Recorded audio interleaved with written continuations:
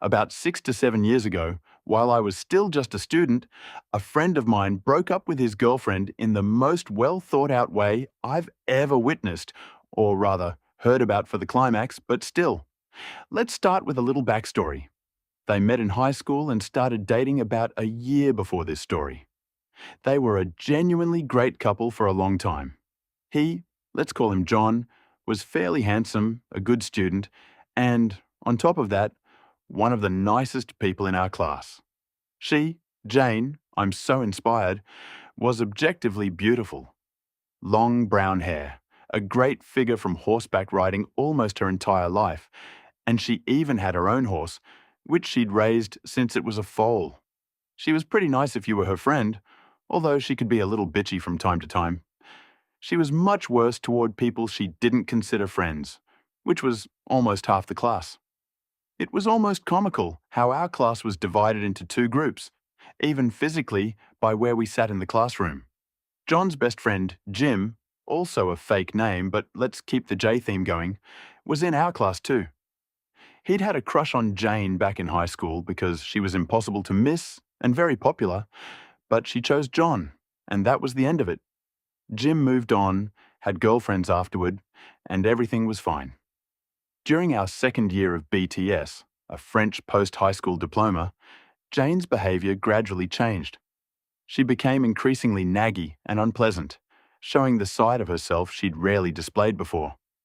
At the same time, she also became a bit more flirtatious with other guys, especially Jim, whom she knew had once had a crush on her.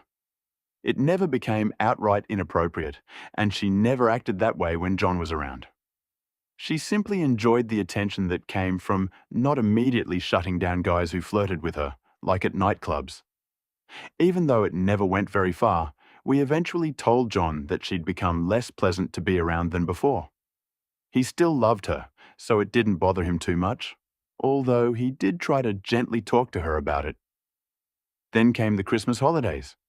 They each spent them with their respective families, as they did every year.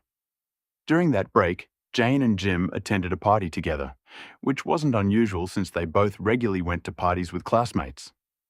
They lived in the same town, and the party was hosted by a mutual friend from high school. John couldn't attend because he was spending the evening with cousins he hadn't seen in months. I don't know every detail, but Jane and Jim got absolutely hammered that night.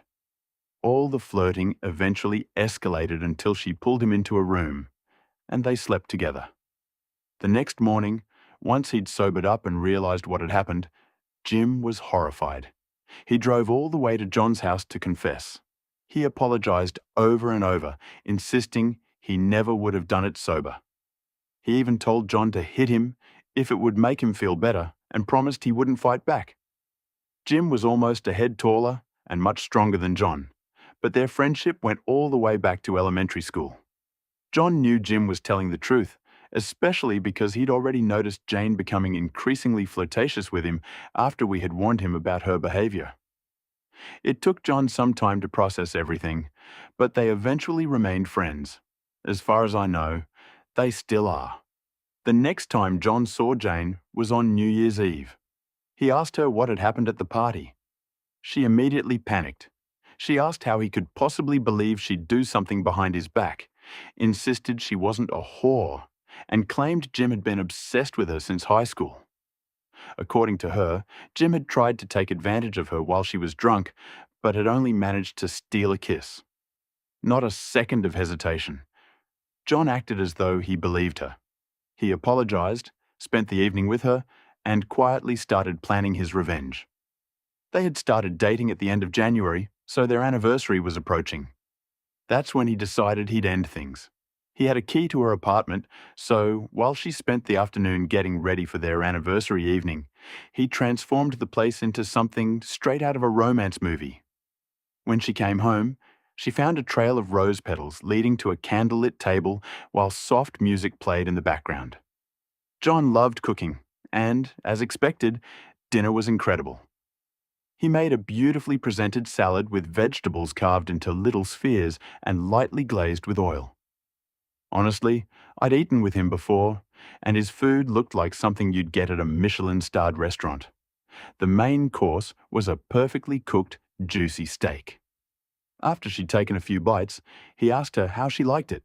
She smiled and said she loved it. He replied, "See, I told you you'd love Epona even on your plate."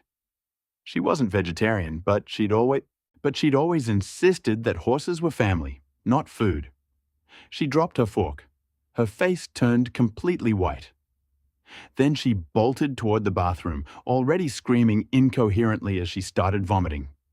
Unfortunately for her, John had duct-taped the toilet lid shut. Resting on top of it was the braided strand she used to tie in Epona's mane. She collapsed onto the bathroom floor, sobbing hysterically, while vomit slowly dripped down the side of the toilet. Curled into a ball, she kept repeating, "Epona, you bastard. My poor Epona." Meanwhile, John calmly returned to the dining table and finished his horse steak. When he was done, he gathered his things, looked at her, and told her he'd known about the cheating since the day after it happened. He said they were over. Then, just before walking out the door, he added, "Oh, and happy anniversary." Then he left. The meat was, of course, not her horse. John was furious with her, but he wasn't a psychopath. It really was horse meat, though, which is actually pretty good, at least in my opinion. The braid, however, was genuine. He had cut it from her horse's mane beforehand. Hair grows back. It took Jane nearly half a week to realize Epona was perfectly fine. She had locked herself inside her apartment for days and only found out when one of her riding friends called to ask why she hadn't shown up for their usual ride that afternoon.